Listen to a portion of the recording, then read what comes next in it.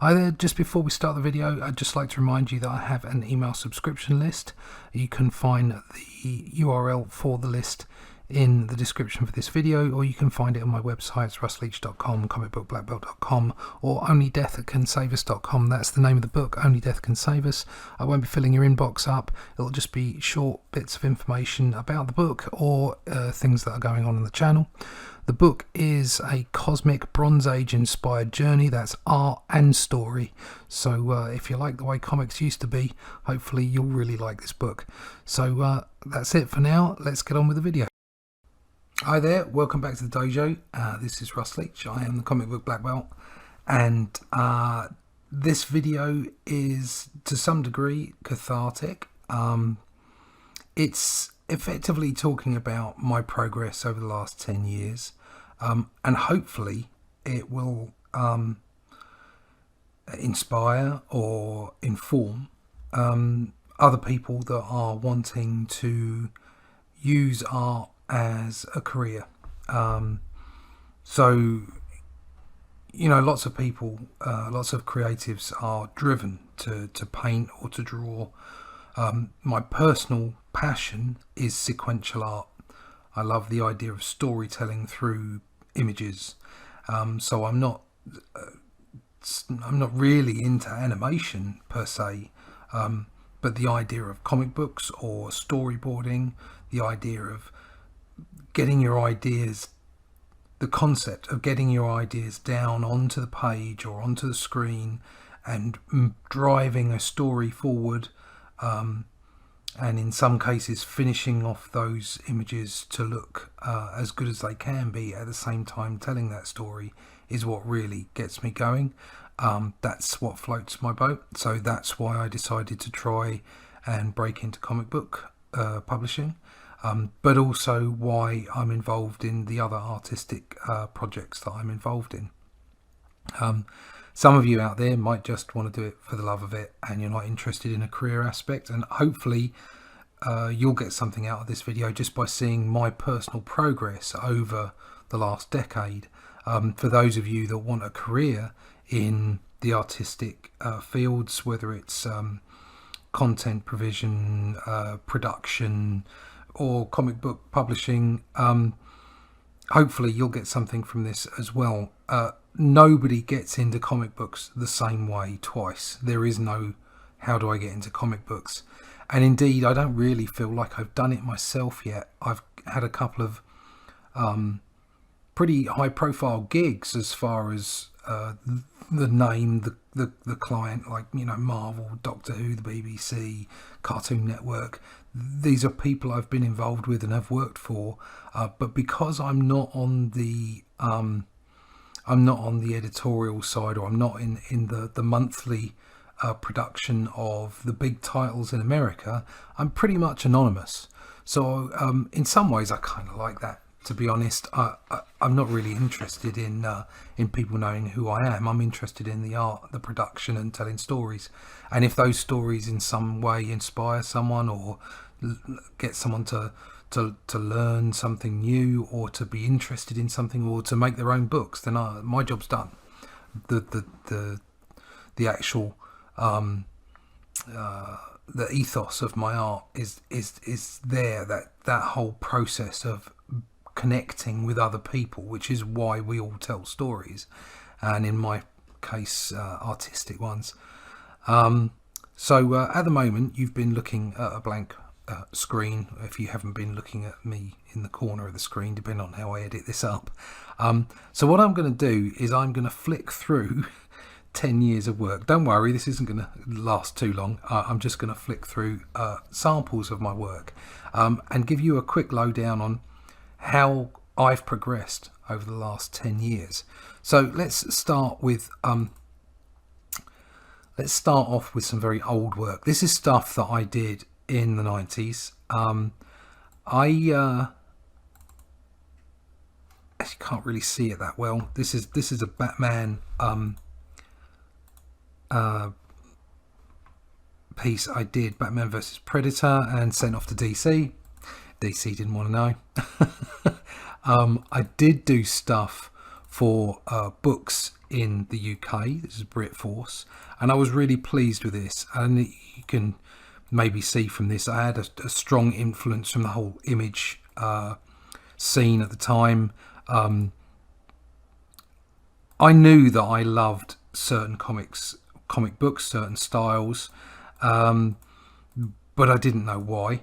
And then during the 90s, when I was doing this work, I was taken by the new flashy styles of people like Jim Lee, who have gone on to become even more Jim Lee.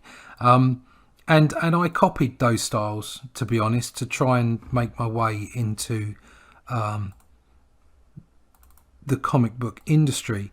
Ghost Rider. This is actually the piece that got me that got the attention of Marvel, and I was actually signed on to be well, not signed on, but I was effectively told by the new talent manager, Louis Lewandowski, at the time, that I had what it took, and that he really loved my work, and that he'd be distributing it around the editors.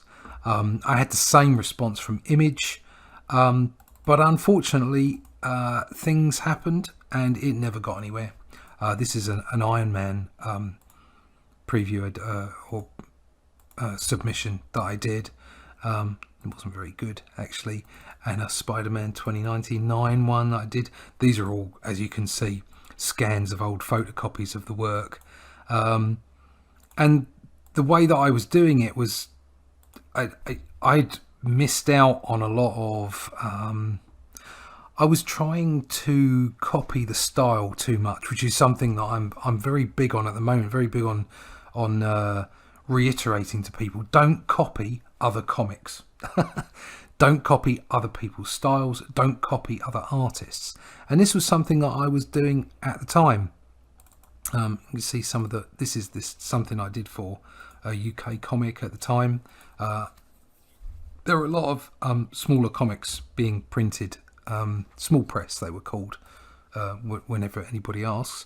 And then things happened. So there was chapter 11, I believe it was. Things went quiet for me with Marvel, and I didn't break in.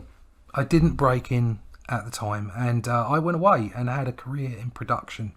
I was an art director for retail and for leisure, and all kinds of things I did. And then I ended up in coding, building an online library for Sony, for instance, as part of my retail design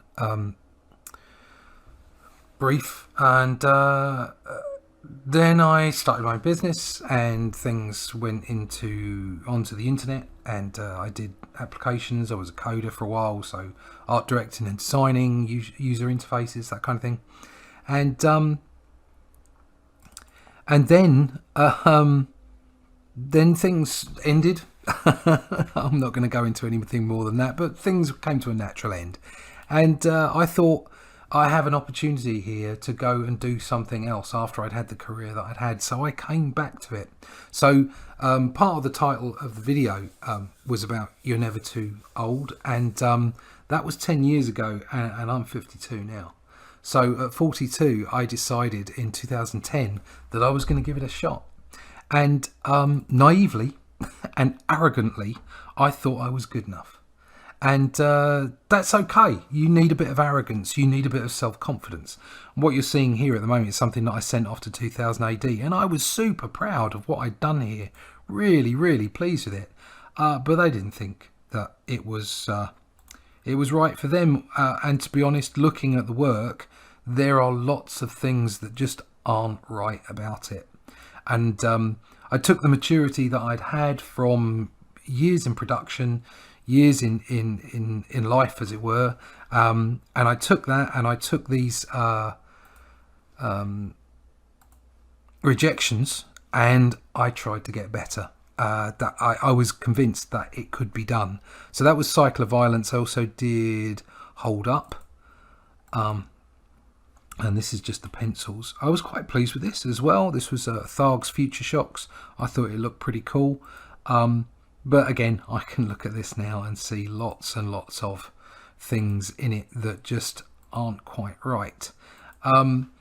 So it's, I suppose, the journey that I was on from 10 years ago to now is one of several different aspects. First of all, it was decommissioning what I thought I could do as an artist, starting again and realizing where my mistakes were.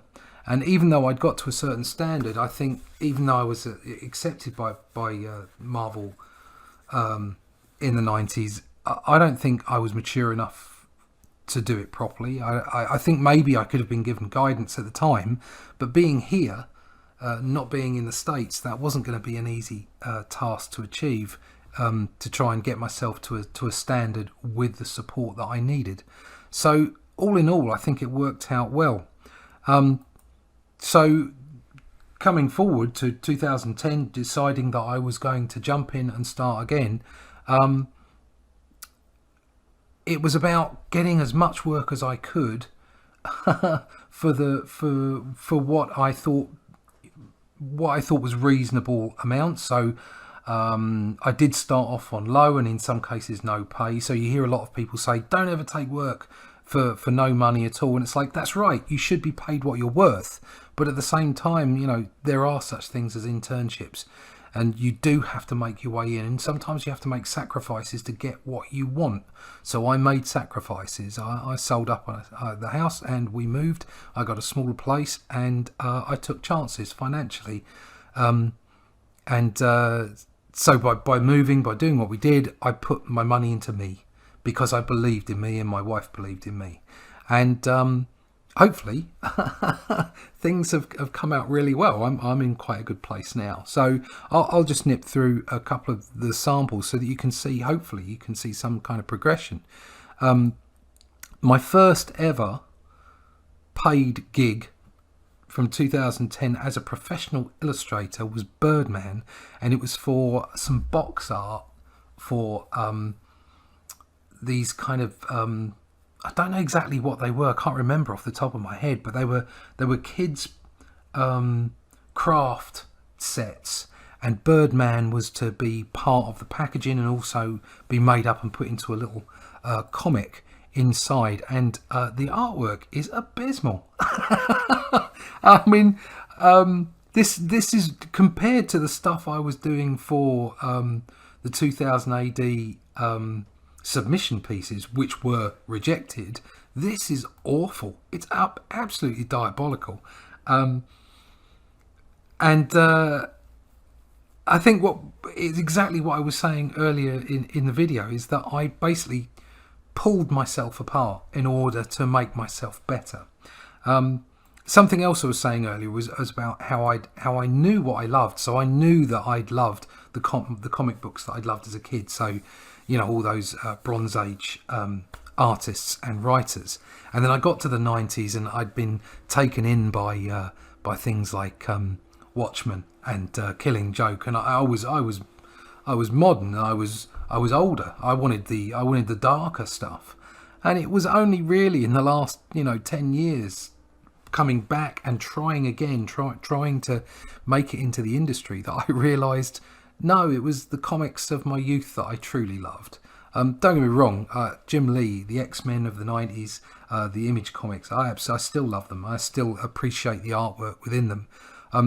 But it was a journey for my own truth, as it were, a journey for my own style. And that journey is different for everybody. The journey to your own style is different. The journey to your own access to whatever career, whether it be within comics publishing or other creative endeavours, they're all unique to all of you. So no one can tell you how to get into these things. All they can do is, like me, give you their story, and hopefully that will be helpful or inspirational or whatever it will be to you. So that was my first gig, Birdman. And I then got a gig with New Baby. Yes, it's New Baby Productions or New Baby Comics. I can't remember exactly what it was called. Oh, there you go. New Baby. Eric Malarkey's a lovely guy. And he'd been doing a few indie comics. And I got a gig on a very low page rate because I wanted to get going, and the fact that I was getting paid at all was incredible. And I did pencils and inks for him, and some also some concept work as well for the book. You can see from these concepts and the pages. I thought the colouring on this was gorgeous, actually. They did like, I can't remember the guy's name, but he made it look almost painted. And you can see, once again, it's like, my art's quite scratchy here. I'm also coming to terms with things like new tools, digital tools, which I'd not used before. I was never great with a brush as far as inking was concerned. I've come on a long way since, and I do really enjoy using the brush on my commissioned work, traditional work. But I was coming to grips with a digital process. I'd got myself a Wacom screen and was trying out new tools and new ways of doing things, and this was the stuff that I came up with for that. Unfortunately, that book never got published, and this is where we start a journey. This is the journey I was talking about. Everybody's experience about how they got in or how they got to a point is different, and it was here that I met Jason Quinn via email, because he was the writer on this. He was looking for work as well, and he'd been in and out of comics for a long time. And of course, through Jason I met Tim Quinn as well, who I'm very close to as far as work-wise is concerned. So that was the start of it. I didn't realise that Jason would be important later on, but I kept in touch with him. After that book, I think he went off to Campfire Graphic Novels in India, and he did very well for himself. Something else I did then, which I also got a small rate for, was Red Angel. And my work was starting to slowly improve. I was starting to get my head around the digital process. It still wasn't brilliant, it still wasn't perfect, but it was getting there. It was slowly getting there. This was a wraparound cover I did for one of the issues. This was probably the best cover I did for it, and this is for the collected trade paperback of all 4 issues. And again, what it did was it was work.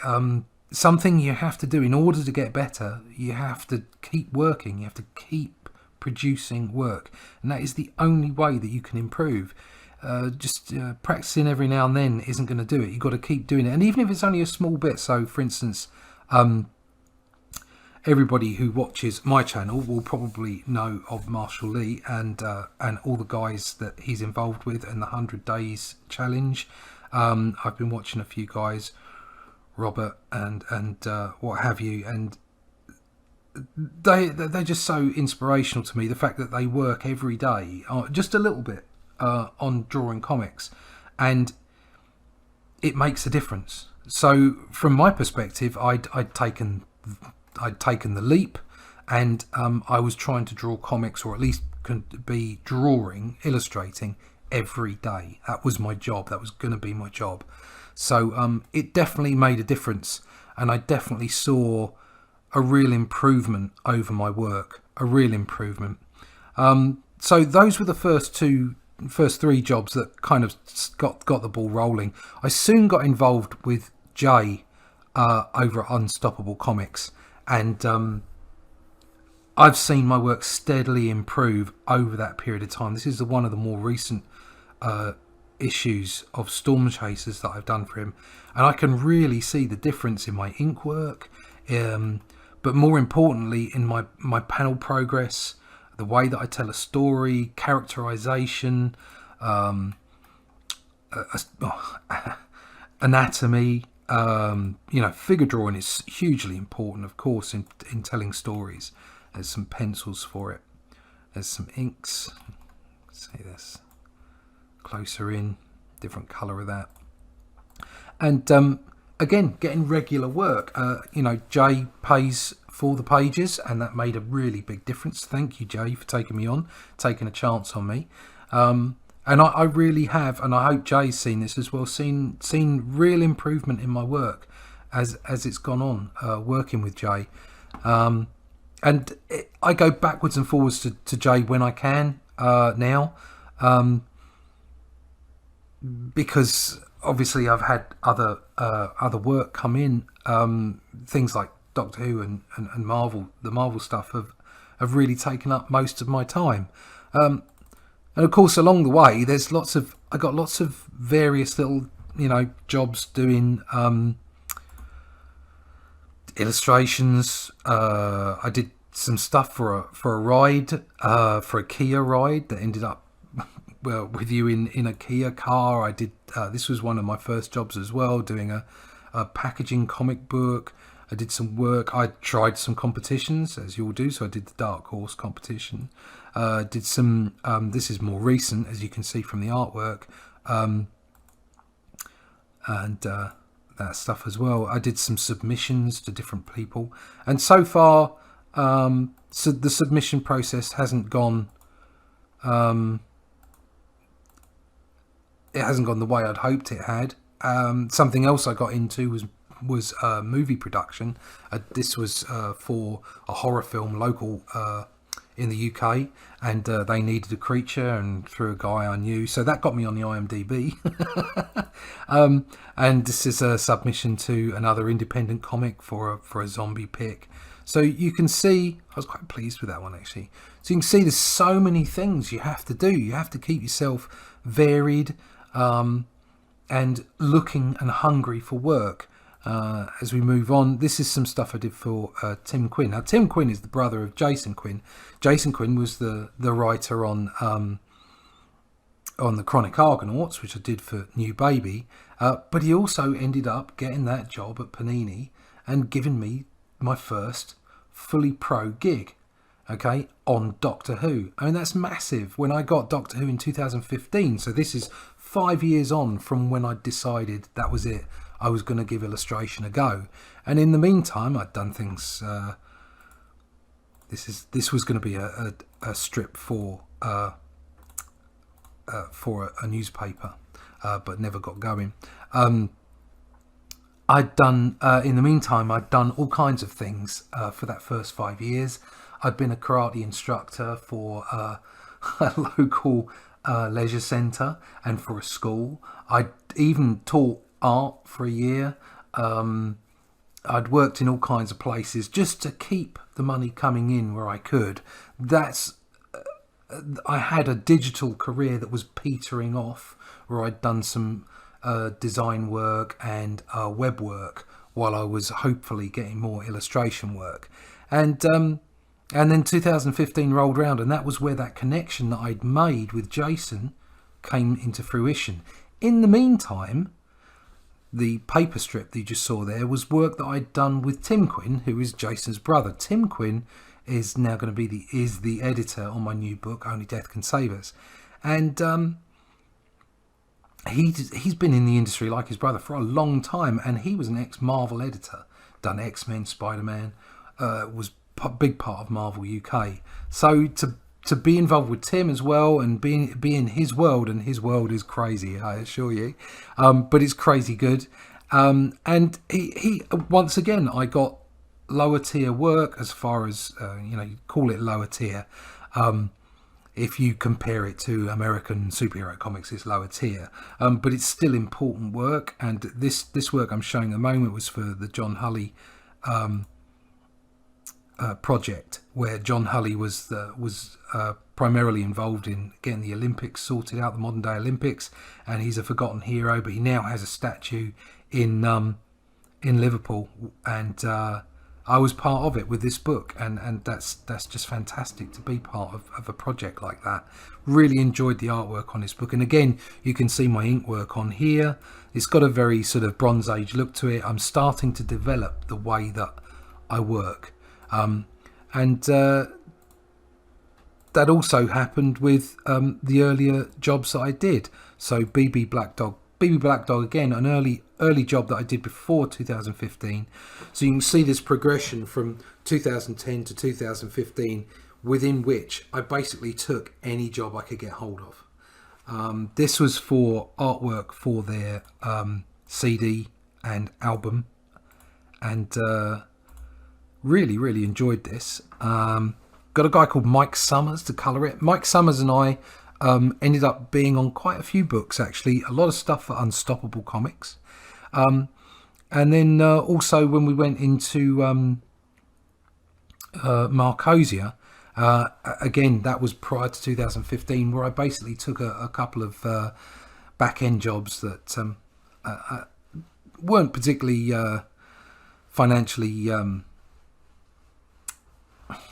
let's say that they weren't the biggest profits I've ever made.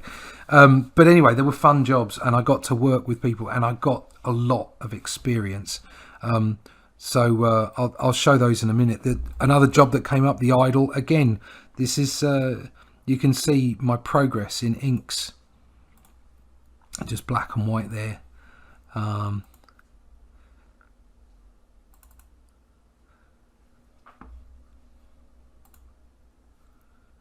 So Tim Quinn's been back on The Idol. Future Quake inks. So this is actually more recent, so I'm not going to show that yet.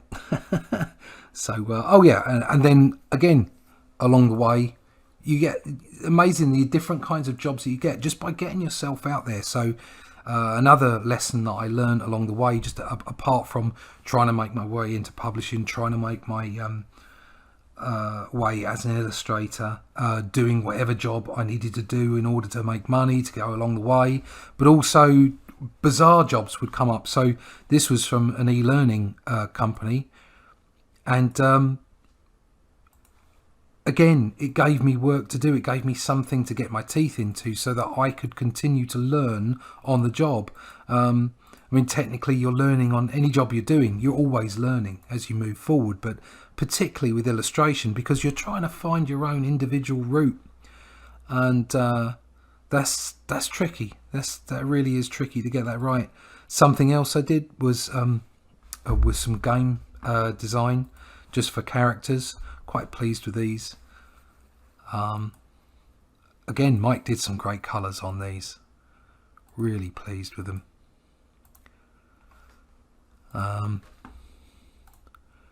Let's go back to, there we go, Marcosia. Right, so Marcosia, the first job I did for Marcosia was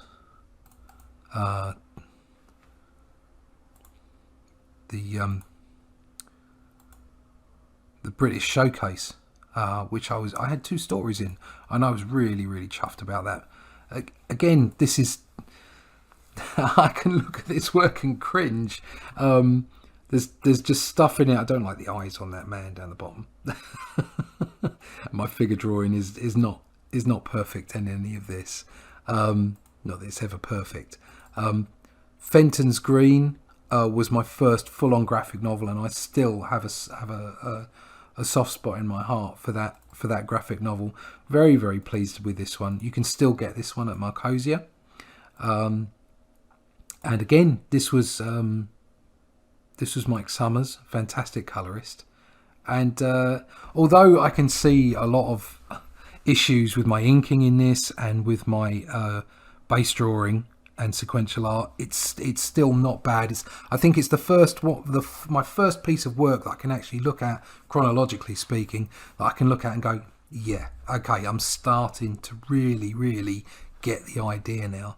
Foxglove never made it, unfortunately, but I thought it was a great idea. Some digital pencils here that I thoroughly enjoyed doing. They would have looked really good, I think. That would have been a really good book. But unfortunately, that came around the same time, 2015, when Doctor Who turned up. Prior to that, I'd been able to do this one, which was Indifference Engine 2. Again, Mike Summers' colour in this book. I was really pleased with this book. It came out well. But now I can look back on it and I can cringe a little bit, to be honest. And then just before Doctor Who turned up, I was doing some stuff for a guy called Kevin Gill. And it was M.R. James horror. So I've been across a lot of mediums. Funnily enough, I started off with a lot of horror. But I've done superheroes, horror, cartoony sort of kids stuff. Really pleased with that, and lots of different techniques digitally involved in these illustrations. lots and lots of stuff. There's some photography in it, some illustration, and some washes. So very pleased with that. But unfortunately, that book never got published, and that brings me to my next thing. Is there's an awful lot of stuff that you'll do that won't see the light of day. So I did some stuff for some writers that were working with DC Thompson, and you can see this one's back in 2012 from there. And looking at this, it's not too bad, but I don't know, there's some dodgy stuff going on with that face there, and there's some weird some weird body stuff going on there. Not pleased with that at all. But the whole point of this video is to be open and honest, and kind of show that it really is a progression. You get, you know, I'm far from perfect, but I've come so far. I can see so far how far I've come. But you do have to be very open-minded. You can't criticize yourself so much that you basically stop yourself from moving forward. But you do have to be open-minded about how can I improve, how can I move my work forward. But some stuff you just have to leave in the past and say, okay, that was that, it was done. It's surprising, a lot of stuff that you cringe at that you end up warming to after a while and saying, well, it wasn't that bad really. This is again, this was a DC submission. This was to their Warner Brothers animation departments, and it was sort of more sort of comedy, which is basically about his cat, and also some stuff I think that was based on sort of the worlds of Who Reframed Roger Rabbit, but as far as I'm aware, those pitches never went anywhere. It's really good if you can get paid to do pitches. So obviously I've been involved in multiple pitches, doing concept work for characters and that kind of thing. And as long as you get paid, it doesn't really matter. I mean, obviously you'd like to see the project get to fruition and happen, especially if you can get your name on the credits somewhere. But really what's important is to get the gig and be professional and get the work done. So I suppose that leads me to Doctor Who, like I say, around the 2015 point. And you know, I did cartwheels. I got the email, and me and my wife were jumping around the office. So part of the point I was trying to make earlier is that was it. I thought I was in. I thought I'd made my way into comic books. But alas, that's not the case. It doesn't work like that. You don't just get your first gig and that's it. You're set for life. You get every gig after that. Everybody gives you a gig. No, I was actually drawing Doctor Who for Doctor Who Adventures, which was a magazine that was on its way down. It had passed its height. And as much as it was great fun to work for, and I got 24 issues out of it, and a special, I was anonymous for all intents and purposes. I wasn't anonymous in the Doctor Who fandom. People, you know, would know of me, and I'd go to conventions and people would be pleased to see me, and I'd be able to give out books and stuff like that, and do drawings for people, but I wasn't that well known, and to be honest, I off the back of Doctor Who by then was becoming a little bit frail as an intellectual property, as a brand. And although it was a fantastic brand to work on, I loved Doctor Who since I was a kid, and very grateful to have been able to be part of it, and grateful to be part of that production family. It got me really nowhere. It got me nowhere from a perspective of American comics. It didn't put me on the map at all. But what it did do is gave me a professional gig. It gave me a good basis in dealing with editors and working in the publishing industry, comics publishing industry, as a professional, not just as there is definitely a difference between the indie stuff and the professional stuff. Not professional, the more corporate, shall we say, stuff. So it was good to get involved in that kind of environment. But I'm still pretty much anonymous in the wider world. Something else I did was Aces Weekly around the same time, which was David Lloyd, and this is all my digital painted work. Very, very pleased with this. I thought maybe Aces Weekly, this is inks and washes, I thought maybe Aces Weekly would give me some gravitas as well, and unfortunately that didn't. So I then moved on, and fortunately from Panini I also got a lead into Ben 10, and again this is massive, this is Cartoon Network, but unfortunately boys between the ages of 5 and 10 aren't reading magazines anymore, and that's an absolute crime. It really is. So I really thoroughly enjoyed doing this, and although it's nowhere near the style that I would normally do, it gave me the opportunity to do something different, to be involved with Cartoon Network, to be involved with a massive brand like Ben 10, and do something different. And also it, as much as I wasn't doing my own style, I was still doing, panel progressions, sequential art, and also trying to match the show visually as well, which is a job in itself. So I was really pleased to do that. And of course, probably my favourite gig professionally would be Draw the Marvel Way. So I can say that I haven't been given that gig at Marvel yet. I haven't got the Spider-Man gig or the Ghost Rider gig or the Hulk gig or Captain America or Avengers, X-Men. I haven't done it. And I'd really like to. It'd be great to do one of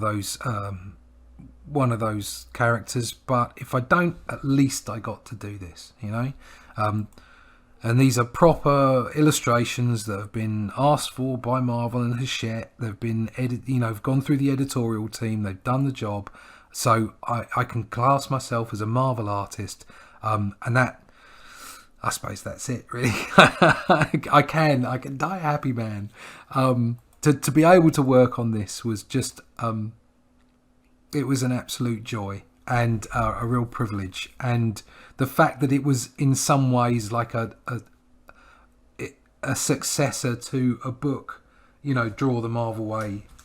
Here it is, sitting on my desk, which is my prized possession. I love this book so much, and I love the Bronze Age artwork. As I mentioned before, I've come to an appreciation, a realisation of exactly what floats my boat as far as comic books are concerned, and to be able to draw what's on the screen now and have somebody really in James Afredi, to somebody so talented to colour it, I'd love to, can you imagine if I could make a book like that? Really, really, really happy to have done that job and to have been able to do these things, and in some cases I was able to do homages to some of my favourite images from the past.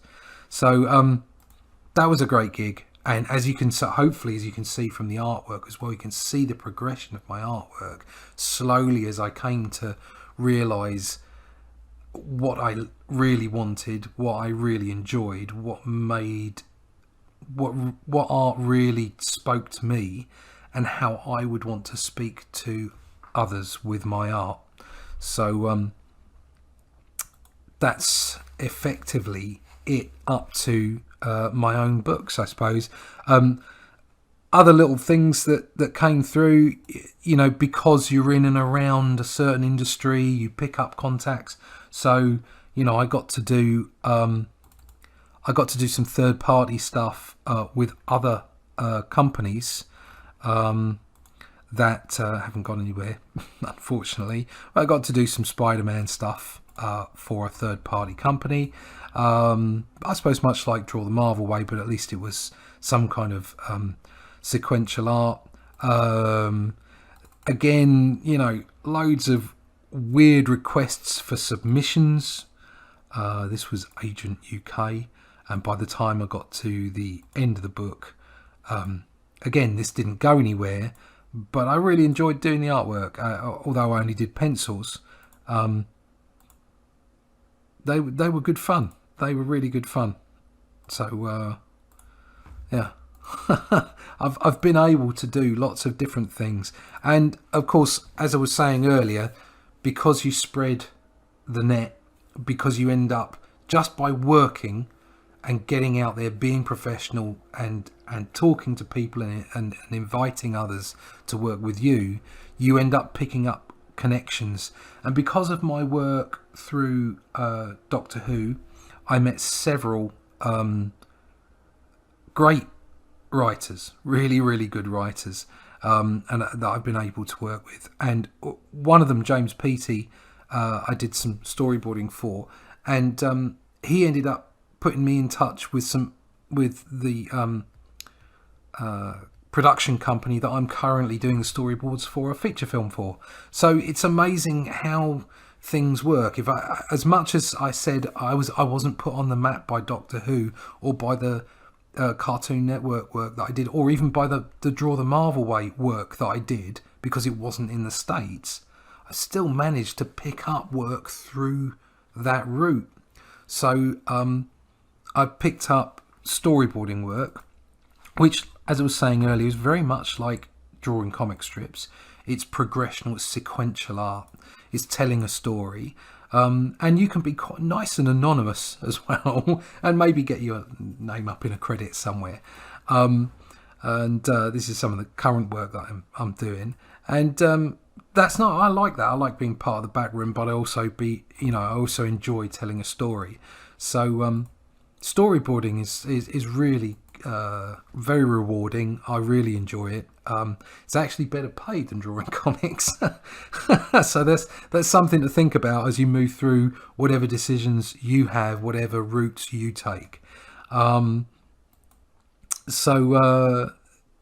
we are. The latest job I'm on, the latest work that I'm in, apart from my own book, is actually, I can't say too much about it, but it is comic book based, and it's about digital output of comics, but not in the way that we've seen it so far.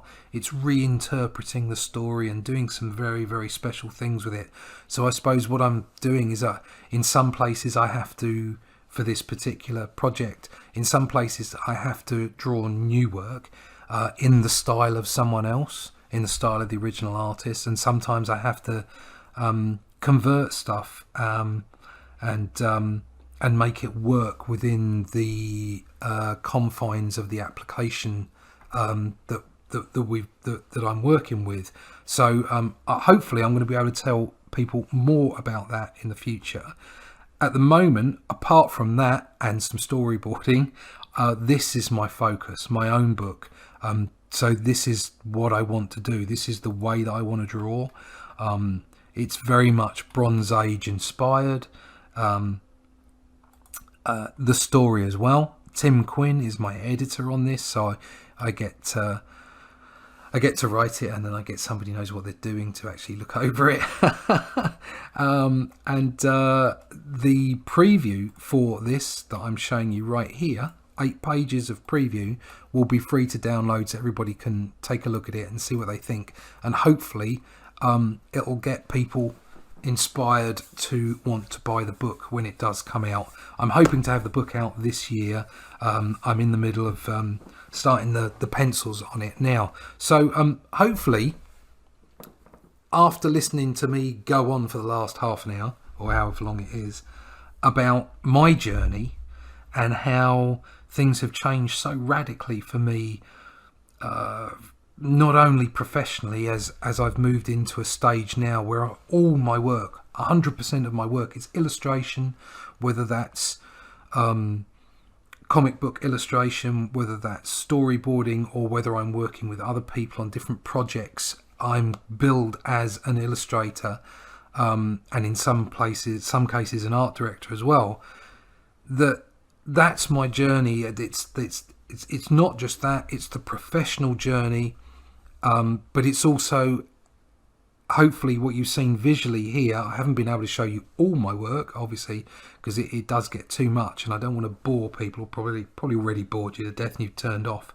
But if you've made it this far, hopefully you've seen the progression in my work, you've seen the progression in, or heard me talk about the progression in my professional life, and seen that it can be done, and that it can be done late. Like I said, I came from 2 other career paths and started this 10 years ago in 2010, and in 10 years I've managed to work on multiple high-end brands. I haven't made it to a like a Marvel or a DC mainstream book, but I have managed to draw their characters. I have managed to involve myself in the creative sphere, in that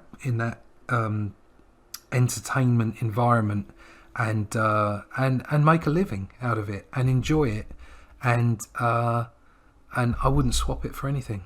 It really is a fantastic career to have. It's my third career of my life, and it's working out really, really well. So my advice is that always have a plan B, always have an exit strategy, but go for the things that you believe in, that you love. Do it. Make it happen. At the same time, temper your arrogance with humility. Believe in yourself, believe in your work, but always look to improve. Always look for support from other people, as far as, can you give me a crit on this? Can you help me? The last thing people want to be told is, yeah, this is great, and actually it's not. There's far too much art flying around online where people are being nice because they don't want to row. If you haven't got anything nice to say, fine, don't say anything nice. But if you've got something constructive to say, go ahead and say it. And if you're an artist, take that constructive criticism and do something about it. You can't please everyone, but you can at least do things that people highlight for you, and you can make a difference to your artwork. And it's always an improvement. You're always on a journey. So with that said, I think I've probably said enough and I'll stop boring everybody. So if you want to know any more, just drop me a comment, or you can email me. All my links and everything are in the description. You can find me at russleach.com, comicbookblackbelt.com. You can go to onlydeathcansavus.com. By the end of January, you'll see a free preview, a PDF for download. That website is going to start expanding soon as I put up character profiles and information about the book. Also, there will be videos out soon on my production of the pre-production of the book, and some other bits and pieces as well. I got a couple of books, so I'll be doing some reviews and all that kind of good stuff. So if you're still here and watching this, Happy New Year, because this is right at the start of 2020. I've had a great 10 years. I've thoroughly enjoyed it, and I'm hoping for another 10 and maybe another 20. Just get out there and do it, be it, enjoy it, and remember, everybody's journey is different. There's no one way of getting into comics or getting into illustration or getting into that job that you want, but you got to go out and get it. So that's about it. Thanks very much for listening, and I'll be back in the dojo again real soon for another video. Bye bye.